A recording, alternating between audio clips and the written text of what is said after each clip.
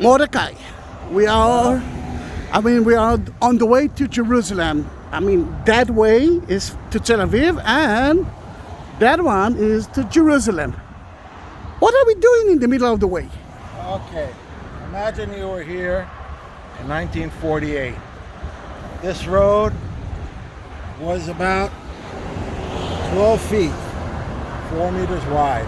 One car at a time to go up either up or down. You have to make room. This was a gorge, a very famous gorge called al-Wad, and this was the bottleneck of the way from Tel Aviv to Jerusalem. During the War of Independence, at the beginning, this road was blocked.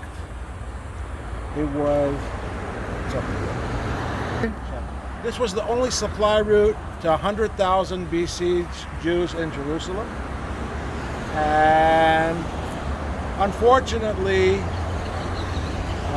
it was the surrounding hills. Zahi, can you show the hills? Yeah, I can show them. Were held by the local Arabs that fired on anybody trying to reach Jerusalem. And so, first they started to try to send truck by truck. They never made it. Then they started to send convoys. And then we had to armor some vehicles in the convoys so that there would be a slight chance of reaching the destination. The battles were fierce and long, and they took for about 6 months. Jerusalem was on the brink. Was it going to survive or not? Now, the average age of the fighters that were sent with the volunteers that drove the trucks, these were civilian volunteers driving trucks, and the guys that were sent to protect them, 15 years old, 16 years old, 17 years old. Many of them died trying to open up the road to Jerusalem. After a long, hard winter, the Israeli forces went on the offensive to try to clear the roads around the country. Here they found a different way by building another a road that went through the mountains so that they wouldn't have to go through this bottleneck.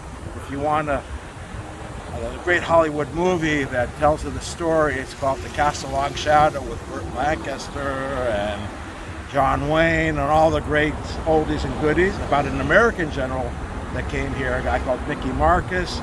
It was a very interesting time in history. So we are at a newly made memorial site for the soldiers and for the convoys. Now, happily, it's in the hotel. Yeah, the Khan, yes. We have a hotel here. It used to take 2 days to get the 40 miles from Tel Aviv to Jerusalem, and you'd have to sleep overnight here. The story goes that he didn't charge too much, and the local policeman had to make some money too, so they would serve you coffee every hour. And yeah, you have to pay for that. Whether you were awake or asleep. And in the morning, the policeman would collect. That's the way things went towards the end of the Turkish Ottoman Empire in these parts. Our politicians are a lot, and we don't have that problem with the police anymore, not here anyway. So this is a supply man. A replica of the supply vehicle. Food, petrol, ammunition for the defenders in Jerusalem. And that's, Mordechai, you didn't mention, this is a bus. I didn't talk about the bus. Yeah. That was a bus that was converted into a convoy protection vehicle. Wow. Okay, you see the little slots there? Now the guys that were in these, they were relatively safe. It was the guys that were driving these kind of trucks yes. that took the brunt of the fire. Wow. Think about it. It's like one way, way to Jerusalem. If someone is hitting one of the trucks, the first one, That's it. That's That's it. it. There's no room to turn around. There's no room to let another one go unless you.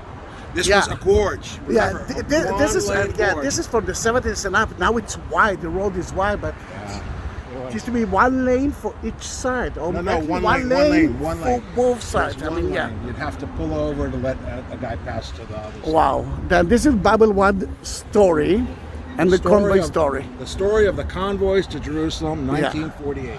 That. Thank you, Mordechai.